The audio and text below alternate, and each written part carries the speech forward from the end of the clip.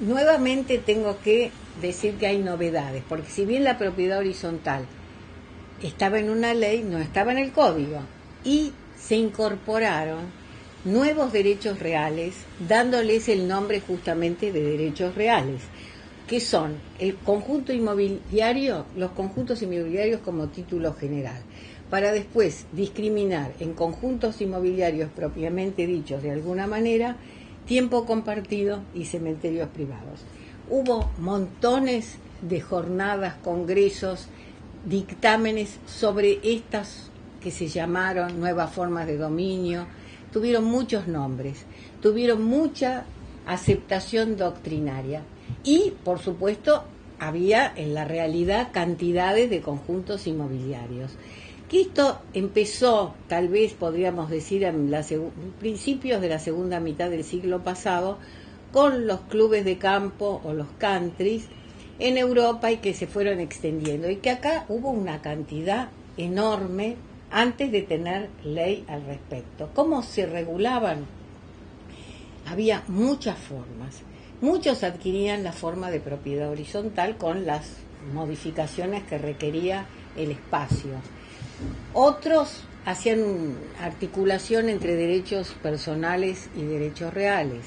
Otros se constituían bajo la forma de sociedades a las cuales iban ingresando los nuevos adquirentes. Es decir, había muchísimas formas de manifestarse, especialmente en este tema. Y también vamos a ver que en tiempo compartido. Entonces, ¿cómo se definió el conjunto inmobiliario? Ya ingresaron, los tenemos definidos.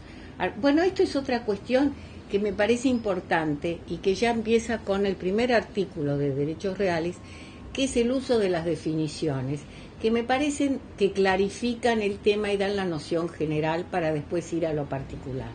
Son conjuntos inmobiliarios los clubes de campo, barrios cerrados o privados, parques industriales, empresariales o náuticos, o cualquier otro emprendimiento urbanístico independientemente del destino de vivienda permanente o temporaria, laboral, comercial o empresarial que tenga, comprendido asimismo aquellos que contemplan usos mixtos con arreglo a lo dispuesto en las normas administrativas locales. Se le da mucha trascendencia a la normativa administrativa, a la normativa municipal. Pero ¿qué resuelve esta forma de integrarlo en el código? Que es un nuevo derecho real. Entonces, lo que dice es que se deben someter al régimen del derecho de propiedad horizontal en lo que sea atinente. Pero además, básicamente se clasifica que deben adecuarse a este régimen. ¿Por qué digo esto?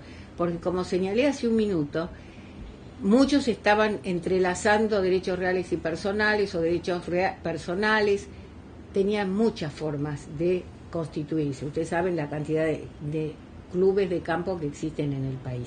A partir de esto, deben adecuarse al régimen de esta ley, es decir, a un nuevo derecho real que tiene la forma, en lo general, de la propiedad horizontal. ¿Por qué? Porque también hay asambleas, porque también hay partes exclusivas y partes necesariamente comunes.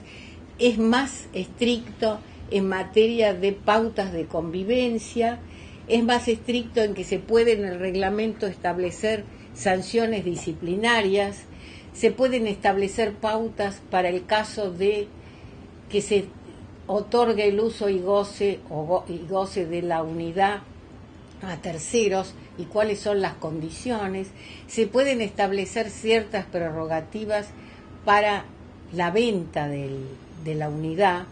No puede prohibirse la venta, pero sí se puede dar algún derecho de preferencia al consorcio o a otros que están ya propietarios en ese conjunto. Entonces, esto implica un reglamento más estricto donde se van a poner normas, porque incluso se establece cómo pueden circular los vehículos, velocidades, es decir, hay pautas mucho más estrictas que hacen a la convivencia. Y el otro detalle que me parece importante es que la unidad funcional, así como en propiedad horizontal, ya tiene que existir, porque para que haya estado de propiedad horizontal tiene que estar el inmueble subdividido y inscripto el reglamento. Acá, como existe la zona ya que se va a afectar o que va a ser el conjunto inmobiliario, las unidades pueden estar construidas o a construir. Esto es un elemento que creo que es importante. ¿Qué otro régimen se estableció? El del tiempo compartido, que también está definido. Se considera que existe tiempo compartido si uno o más bienes están afectados a su uso periódico y por turnos para alojamiento, hospedaje, comercio, turismo, industria u otros fines y para brindar las prestaciones compatibles con su destino. En materia de tiempo compartido había una ley, la ley 26356, pero ¿a qué se refería? Al tiempo compartido exclusivamente con fines turísticos, porque empezó con esa idea el tiempo compartido, con fines turísticos que se van con tiempos en un lugar determinado o en distintos lugares por tiempos determinados.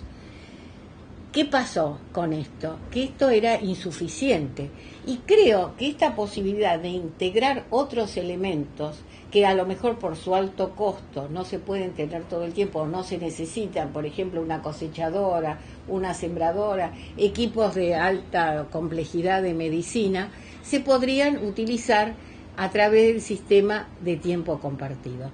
Pero acá esto va a necesitar una ley especial, porque si bien se va a tener que afectar en el registro de la propiedad, hay previsto en la ley, que en parte está derogada, la ley que les mencioné, un registro de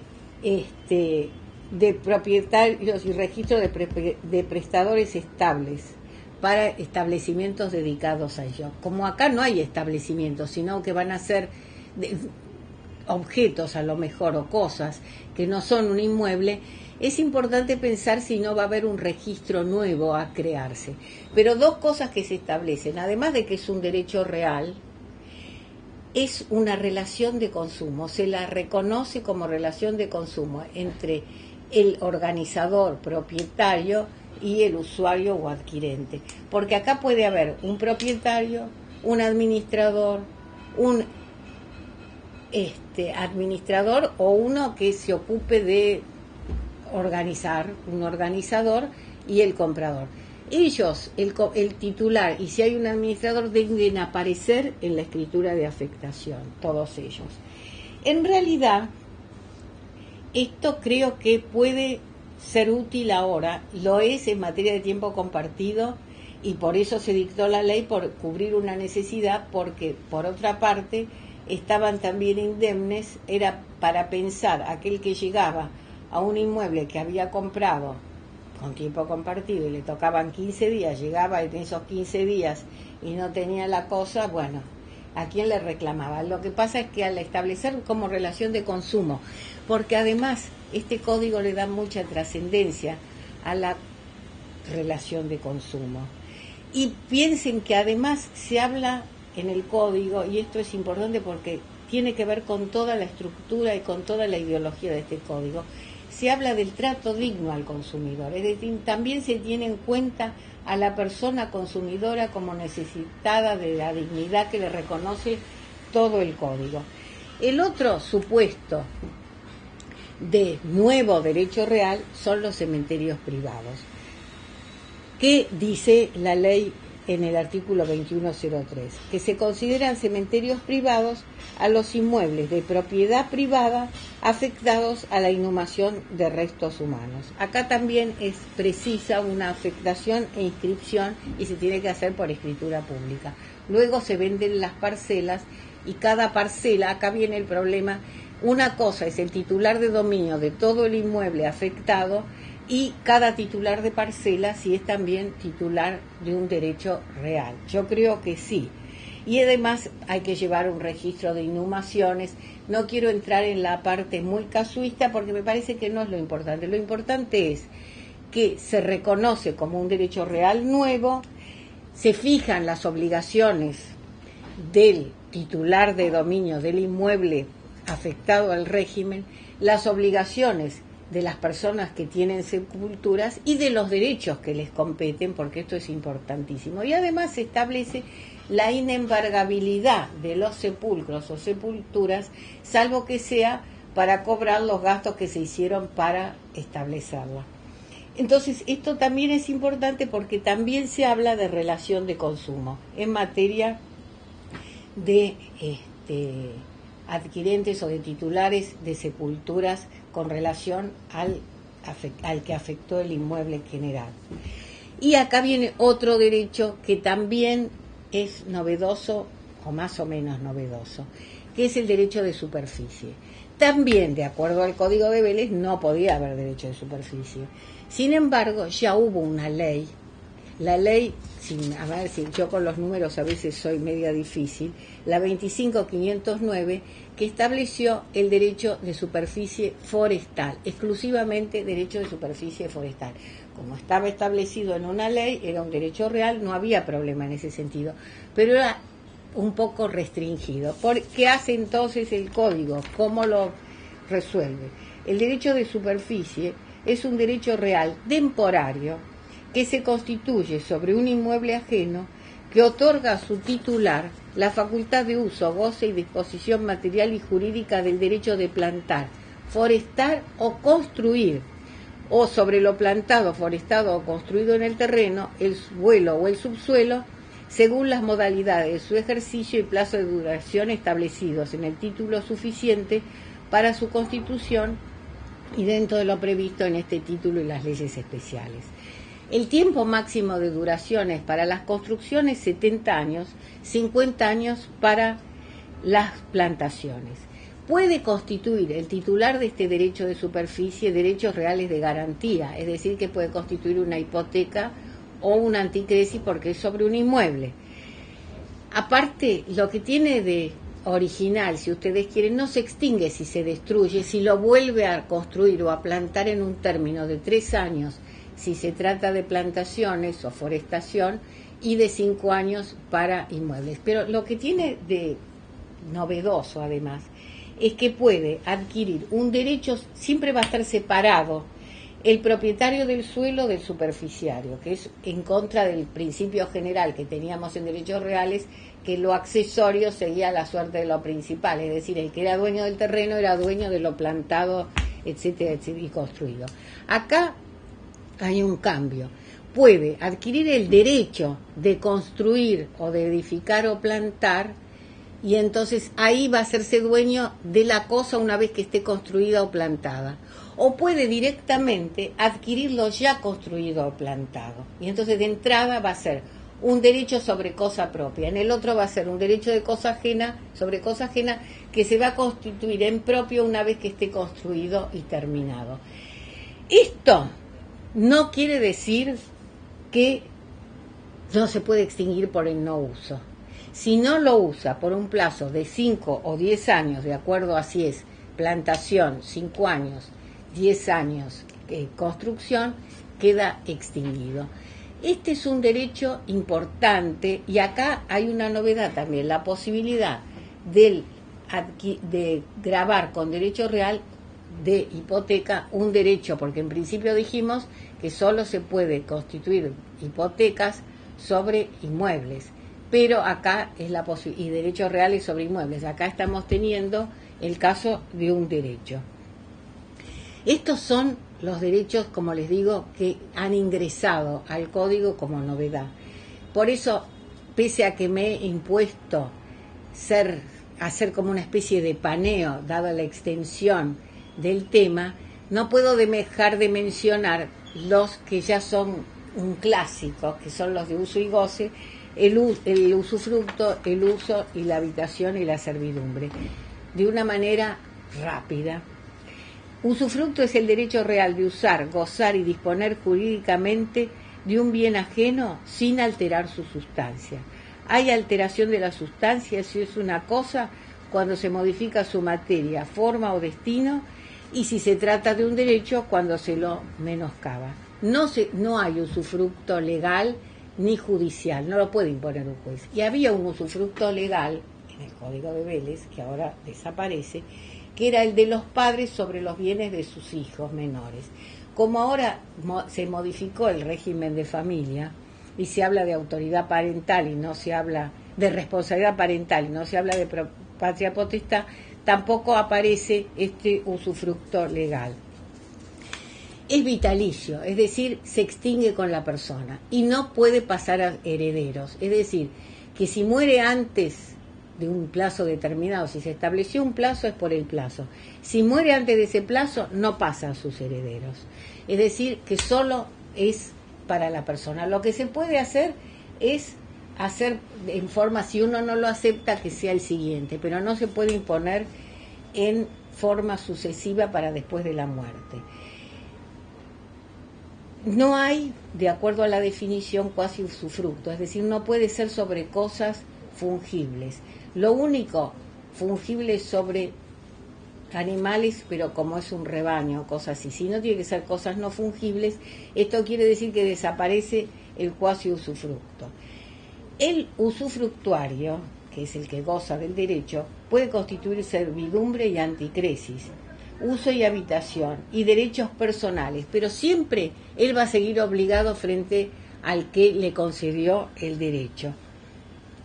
Y una de las cuestiones a tener en cuenta es que se puede exigir, y se debe exigir cuando hay menores, el inventario para tener en cuenta el estado en que estaba cuando se constituyó. Si no se hiciera el inventario, se supone que se entregó en buen estado.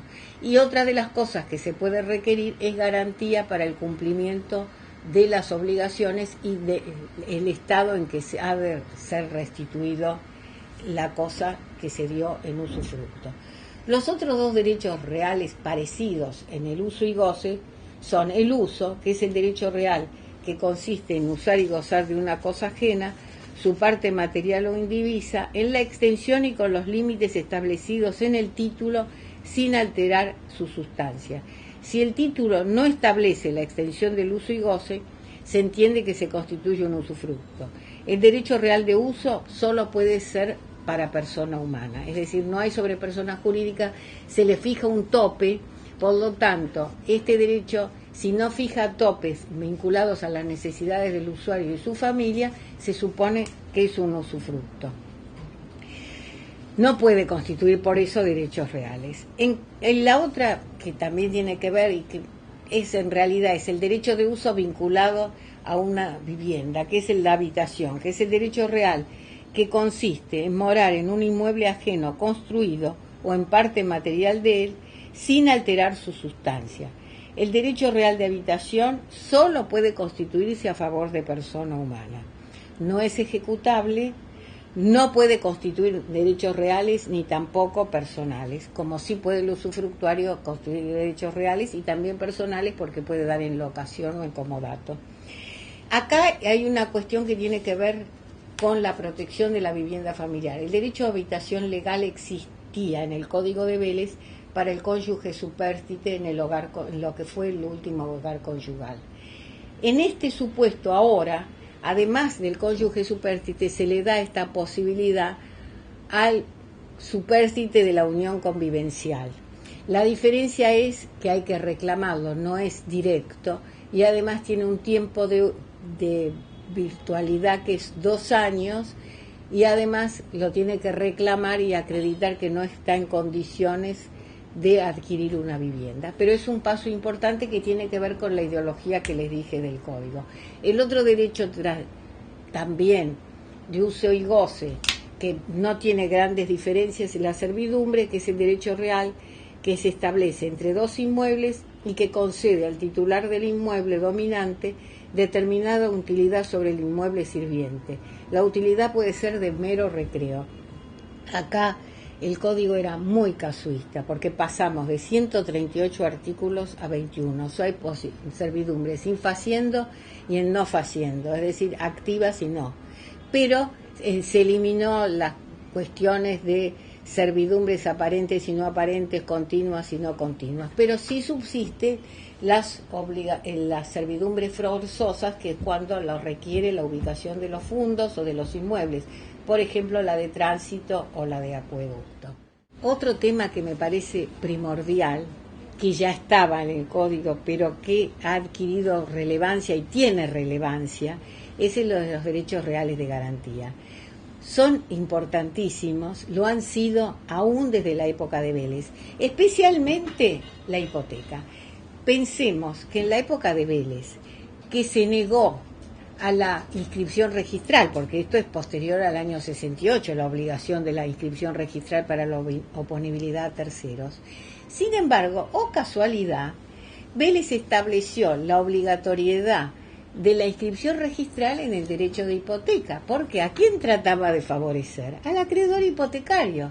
No decía en las notas que no había gente capacitada para manejar los registros, que los títulos no eran perfectos, que había una serie de inconvenientes para hacer operativo esto. Sin embargo, en materia de hipoteca, como quería que se construyera, no había crédito, no había banco hipotecario o similar, no había banco estatal, la manera de lograr crédito era asegurar la situación del acreedor hipotecario. Entonces, la hipoteca nació como un derecho muy importante. La anticresis nunca tuvo demasiada trascendencia y la prenda tuvo una trascendencia menor, salvo la prenda con registro, que hay una ley especial y que no está prevista en el código y que sigue siendo otra cuestión. ¿Qué dice? ¿Por qué es importante también esto? Fíjense que la hipoteca tenía 96 artículos y ahora pasaron a 7. ¿Por qué? Porque toda la parte general, así como en los derechos reales hubo una parte general que les sirve a todos, acá hay una parte general que les sirve a todos los derechos reales de garantía. ¿Qué quiere decir? Que son accesorios que siguen la suerte de lo principal. Si se extingue el crédito, se extingue la garantía. Si se extingue la garantía, no se extingue el crédito. ¿Qué más? Que surgen por convención de las partes. No hay hipoteca o derechos reales de garantía legales. Entonces hace falta el acuerdo de partes. Hay especialidad. ¿Qué quiere decir? Que debe estar determinado el objeto y el crédito. Especialidad en cuanto al objeto y especialidad en cuanto al crédito. ¿Qué dice también? La publicidad, la oponibilidad a terceros a partir de la inscripción. La indivisibilidad, es decir, todas y cada una de sus partes responde por el crédito. Todos son caracteres comunes a todos los derechos reales. ¿Qué dice con respecto a la hipoteca? Es el derecho real de garantía que recae sobre uno o más inmuebles individualizados que continúan en poder del constituyente y que otorga al acreedor, ante el incumplimiento del deudor, las facultades de persecución y preferencia para cobrar sobre su producido el crédito garantizado. La novedad es que habla de poder del constituyente, porque no siempre el deudor es el que ofrece o entrega su inmueble en garantía, sino que puede ser un tercero, que en el código se los llamaba tercer poseedor cuando no se hacía responsable del crédito o tercer adquirente cuando se hacía responsable. Ahora no se usa más esta clasificación, sino que es el titular del derecho que por supuesto no responde con su patrimonio y puede ser que constituyó la hipoteca o vino a ser propietario porque compró un inmueble hipotecado. En ese supuesto, si no hay una convención que se hace cargo del crédito, es responsable en la medida del inmueble. Y si hubiera resto, ese resto si se llega a vender porque no cumple el acreedor, el resto le corresponde a él y no a los acreedores quirografarios que están con posterioridad. Además, una de las cuestiones importantes es la que hablamos, la posibilidad del condómino de constituir hipoteca. Y la otra cuestión que me parece importante, muy importante, es poner fin a una discusión en cuanto que se vincula con la especialidad en cuanto al crédito.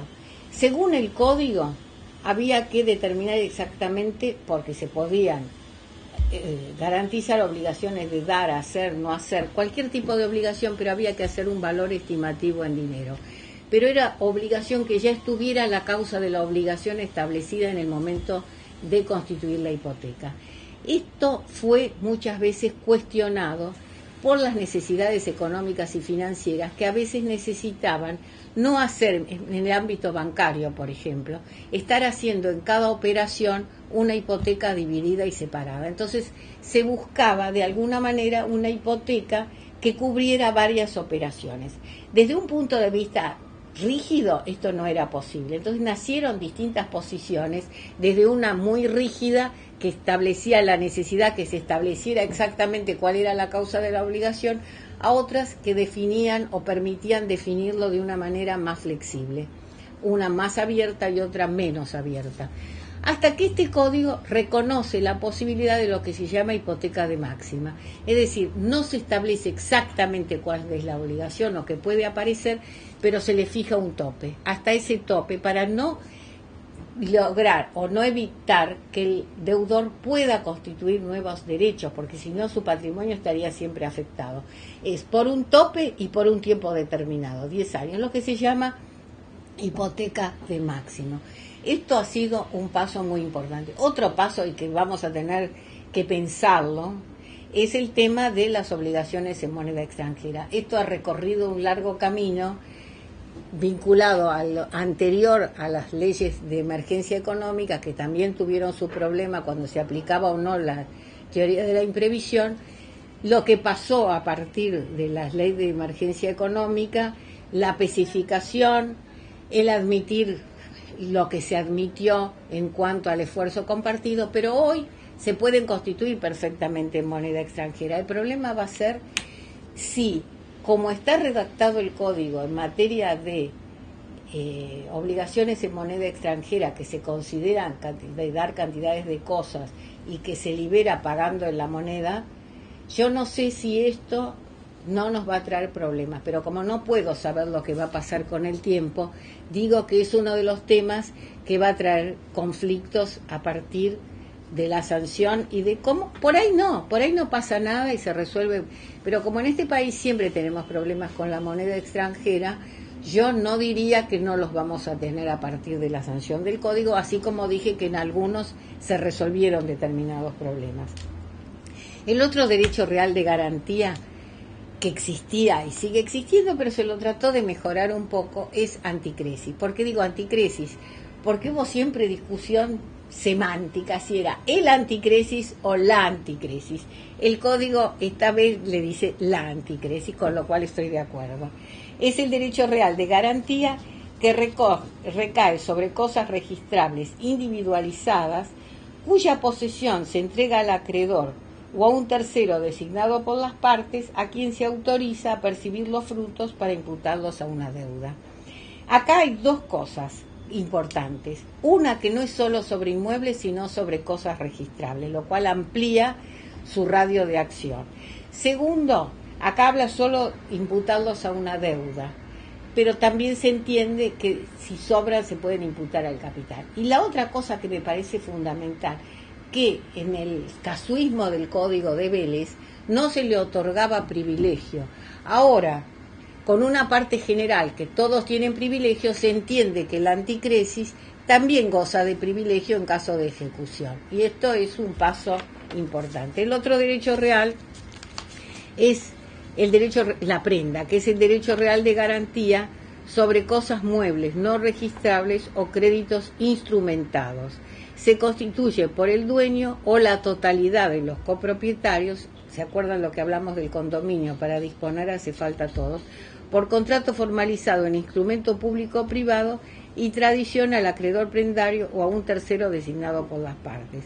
Esta prenda se rige por las disposiciones contenidas en este presente capítulo. La prenda, en esto, lo que tiene de novedad es la prenda de créditos, que le da un poco más de movimiento, de utilización.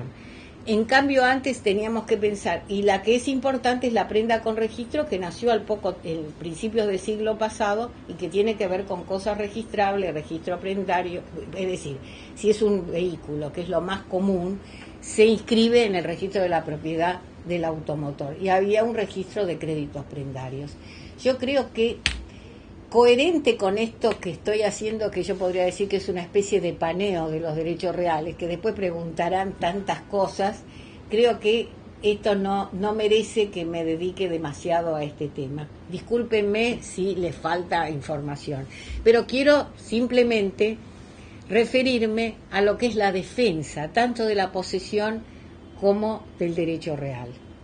Está previsto en el Código la defensa de la posesión, que hay dos formas de actuar frente a la turbación o al despojo. El poseedor no tiene que acreditar titularidad de dominio, ni es importante ser titular de dominio, como les digo, vuelvo al principio, que puede ser incluso un usurpador, pero tiene derecho a defender el hecho de su posesión a través de las acciones, en el caso de turbación, cuando no hay un desplazamiento total, y despojo cuando hay un desapoderamiento total de la cosa. También mantiene la defensa extrajudicial, es decir, limitada por la que sea adecuada a la situación, es decir, tiene que ver con la legítima defensa en última instancia y la puede ejercer cualquier poseedor. La acción real, en cambio, requiere ser titular de derecho real. ¿Cuál es la ventaja? Cuando se establece en el Código, las acciones reales no venían al final de todos los derechos reales, sino después de los derechos reales sobre cosa propia, con lo cual se pensaba que no se llegó a pensar, porque muchas veces se piensa demasiado a lo mejor, que no incluía a todos los derechos reales. Hoy podemos decir que incluye a todos los derechos reales que se ejercen por la posesión. Y que dice, son los medios de defender en juicio. Antes decía declarar en juicio, otra duda que declarar, ¿qué quiere decir declarar? Defender es como más explícito. Yo leo los artículos para mantener las normas exactamente y no hablar yo con mis palabras, sino con las palabras del Código. Las acciones reales son los medios de defender en juicio la existencia, plenitud y libertad de los derechos reales contra ataques que impidan su ejercicio.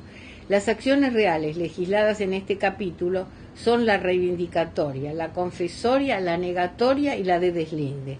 Las acciones reales son imprescriptibles sin perjuicio de lo dispuesto en materia de prescripción adquisitiva. Es decir, si alguien adquirió por prescripción adquisitiva, va a poder oponerse a la acción reivindicatoria.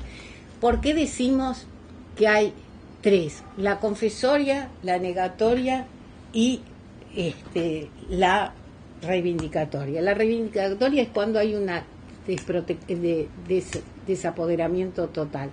La confesoria es cuando se niega la libertad o la plenitud del derecho a alguien que tiene un derecho de servidumbre sobre un inmueble ajeno y no permiten ejercerlo. Ahí ejercería la confesoria. La negatoria es, por el contrario, cuando se está reclamando un derecho y se afecta la plenitud. Por ejemplo, yo tengo un inmueble y lo usan como servidumbre y no hay derecho a esa servidumbre, voy a usar la acción negatoria. La acción de deslinde sí es una novedad, no existía en el Código de Vélez y es cuando hay incertidumbre entre dos inmuebles. Tiene que haber incertidumbre para que se fijen entonces a través de los antecedentes por dónde pasa la línea divisoria. ¿Por qué digo que tiene que haber incertidumbre? Porque si no hay incertidumbre se va a utilizar la acción reivindicatoria si cabe o la que corresponda. ¿Cuáles son las relaciones entre las acciones posesorias y las acciones reales? Si ejercemos la acción posesoria, como dije, no requiere ser titular de dominio. Si ejerce la acción posesoria, puede, en su puesto, después de cumplida la condena, ejercer la acción real. Si ejerce la acción real inicialmente, pierde el derecho a ejercer la acción posesoria. Esto quiere decir que no se acumulan, pero una puede ejercerse a continuación de la otra porque tiene mejor derecho el titular de dominio que puede ejercer una reivindicatoria, pero si ejerció una reivindicatoria después pierde la posibilidad de ejercer una posesoria. Yo agradezco nuevamente a los que han venido, a los que van a escuchar y vuelvo a repetir, esto es un paneo, una síntesis de lo que me pareció más novedoso, entre comillas, de lo que establece este código.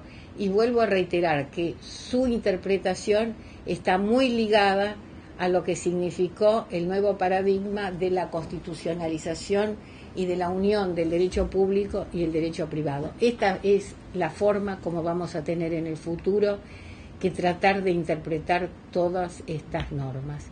Les agradezco nuevamente y hasta más ver.